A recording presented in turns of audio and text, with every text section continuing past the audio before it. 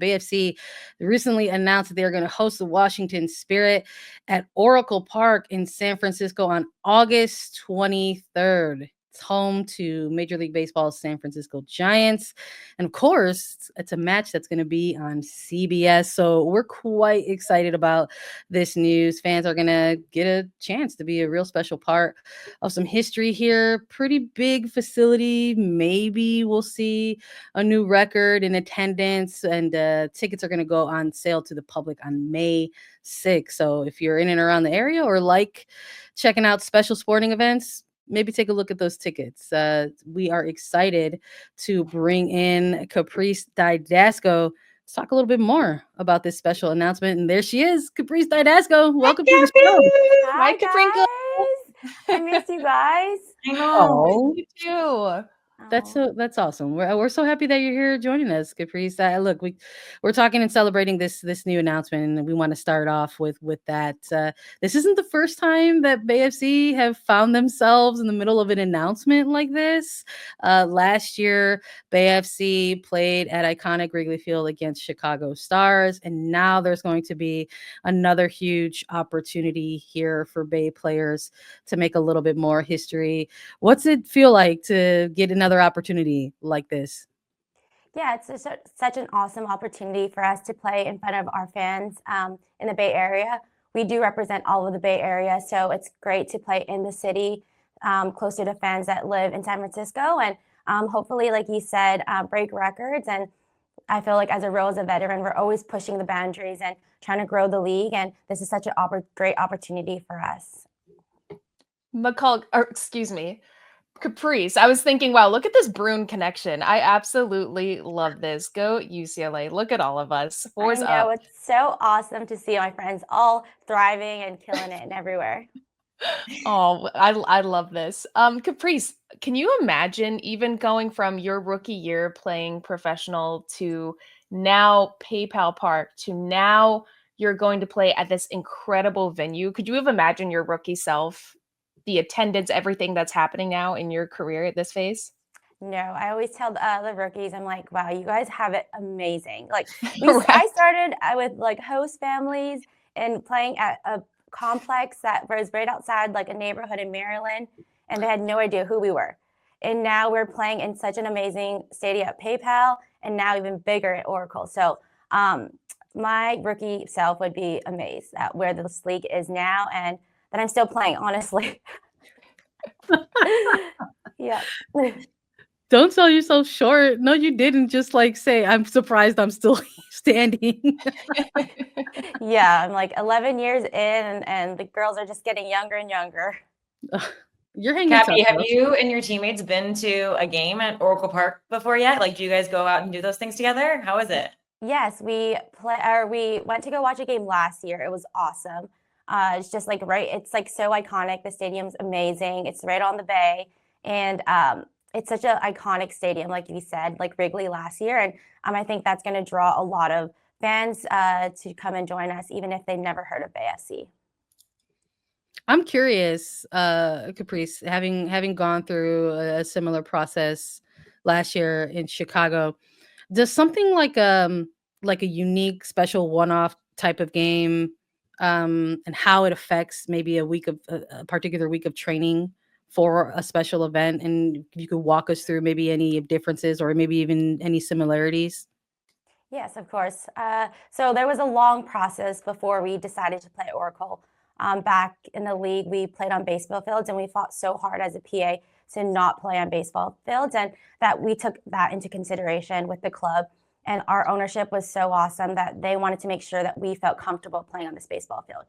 Yes, it's a great business opportunity, and yes, it's a great opportunity for us to play in front of like our fans in the city, but they want to make sure that us as players felt safe. We wanted this to be pushed forward, and that this is something that we wanted. So we had to take in consideration. They invited us to the field to walk the field with the groundskeeper, that with like their plans of how safe this field is going to be, their process of how we're going to fill the stadium. And so it was a great process that like the leaders of this BFC team was a part of this process of deciding if we even wanted to push this forward. But yeah, it's going to be a week of just kind of keep our like energy and keeping as much as like our routine as we can leading into this game.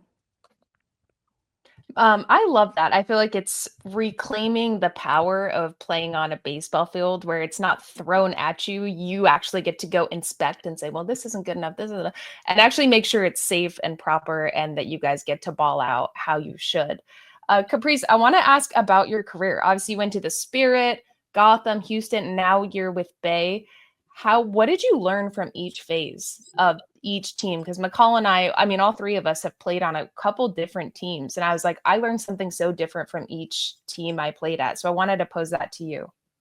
Yeah, I think like the past 4 different teams, I learned so many different things. At Spirit, I was a rookie. I had such great veterans and we learned so much. I did not play much my rookie year, but I had such great leaders like Allie Krieger, that was a captain, Crystal Dunn, that she was on my team but didn't make the World Cup team, but she worked her butt off that year and she won. She was leading goal scorer and player of the year that year. So it was awesome to see and learn from those veterans.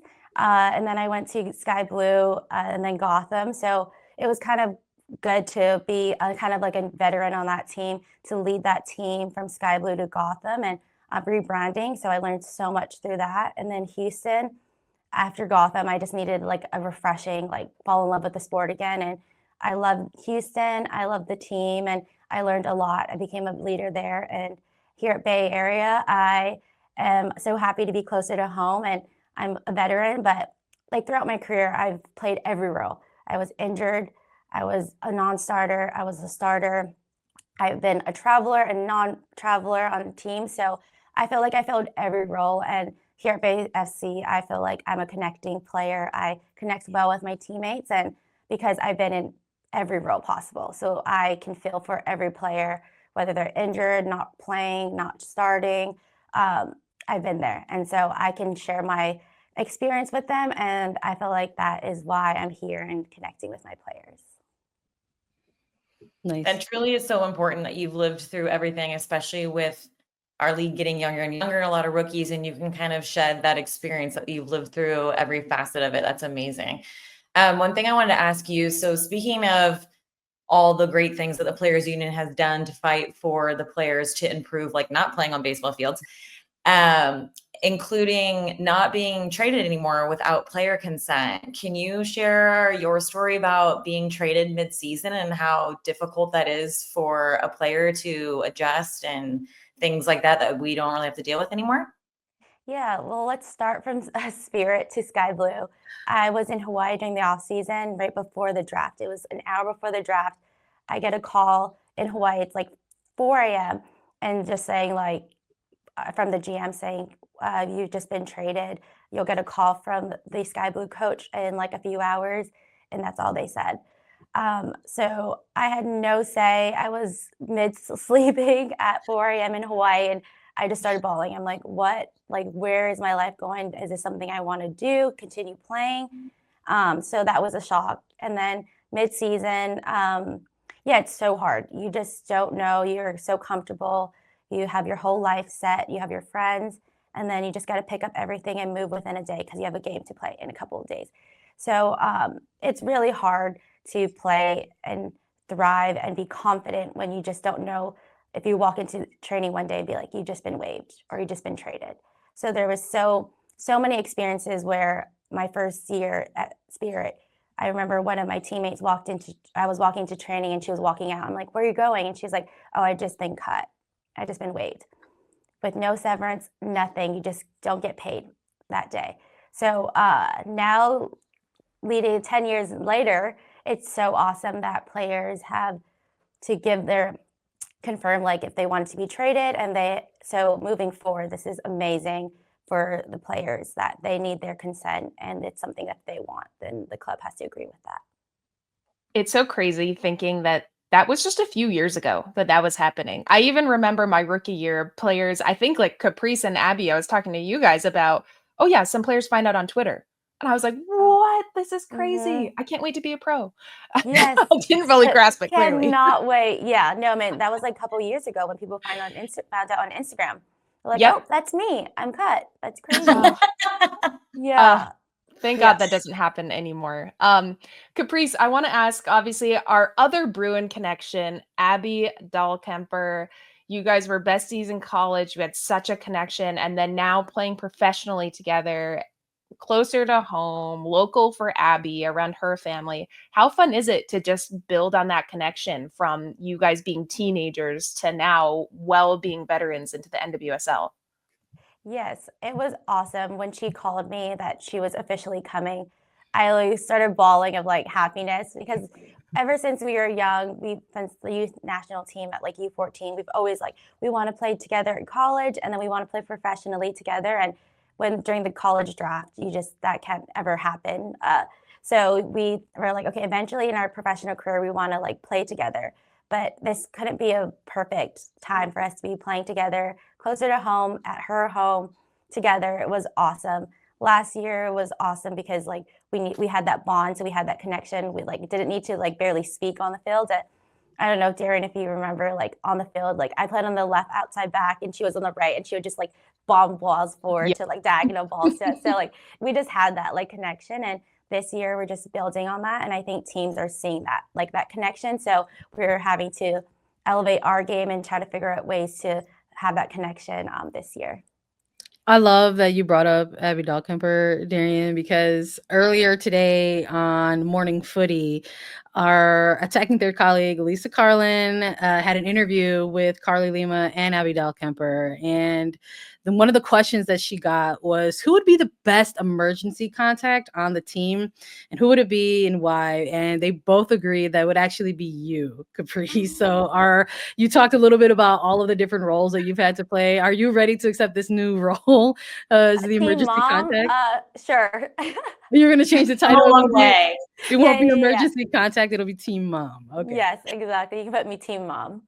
I love that that was the answer for both a rookie starting out in their professional career and a savvy vet in your teammate and friend, Abby Dahlkemper. It doesn't matter where you're at in your career. You want to have Caprice Dydasco as your team mom / emergency contact. I love that. And I love that you were able to join us today to chat a little bit about Bay FC and the special event coming up in August. Thank you so much for your time, Caprice. We appreciate you. Good luck with the rest of the season. Thanks, guys, for having me. Bye.